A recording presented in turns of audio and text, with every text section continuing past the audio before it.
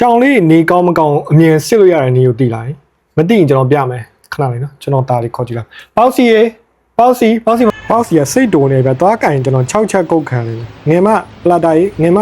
သမီးခဏလာအောင်နော်ခဏလေးနော်သမီးနော်ခဏလေးပဲโอเคလက်ပြီးရလိမ့်ပါပါတယ်ဒီမှာဗျဟိုနှာခေါင်းလေးကိုသိချာကြည့်ပန်းရောင်တန်းနေရတွေ့ရတာပန်းရောင်တန်းနေမယ်အယောင်ရင့်နေမယ်ကင်ကြည့်လိုက်ရင်လည်းဆွတ်ဖြစ်နေမယ်အဲ့နှစ်ခုနဲ့မှန်နေဆိုရင်ဒါကြောင်လေးတွေကလောလောဆယ်ပါကျမ်းမာရေးအခြေအနေကောင်းနေရပါတော့အဲ့လိုမျိုးပြောရလဲဆိုရင်ကြောင်ကအမြဲတမ်းကိုတန်ရှင်းလုပ်နေတဲ့တရားဝါလေးဆိုတော့လေအမြဲတမ်းအဲ့နေရာလေးကဆွတ်နေရတယ်အကယ်၍မဆွတ်ဘူးဆိုရင်ဒါသူ့ကိုယ်တူတောင်တန်ရှင်းမလုပ်နိုင်တော့တဲ့အခြေအနေတစ်ခုကိုရောက်နေတယ်လို့ကျွန်တော်တို့ခံမှန်းလို့ရတယ်ပေါ့နော်အကယ်၍ဒီနေရာလေးကပန်းရောင်မဟုတ်ဘူးအယောင်ဖြော့နေရဲပြီးတော့ဟိုဆိုမဟုတ်ပဲ6တွေ့နေဆိုရင်တော့ကျွန်တော်တို့ကကျမ်းမာရေးမကောင်းဘူးလို့ခံမှန်းလို့ရတယ်ဒါပေမဲ့အဲ့နှစ်ခုလည်းနဲ့တော့ကျွန်တော်တို့တွက်လို့မရဘူးပေါ့နော်ဘာကြည့်ရမလဲဆိုရင် तू ပုံမှန်အစာစားရဲ့လားပြီးတော့ပုံမှန်ရေတောက်ရဲ့လားပြီးတော့ပုံမှန်လှုပ်ရှားရဲ့လားအဲ့အရာကြီးလည်းထည့်တွက်ရတယ်ပေါ့နော်အကယ်၍အဲ့အရာကြီးမှမလုပ်ဘူးအဲ့နေရာလေးကလည်း6နေတယ်ပြီးတော့အယောင်ဖြော့နေဆိုရင်တော့ဒါကျွန်တော်တို့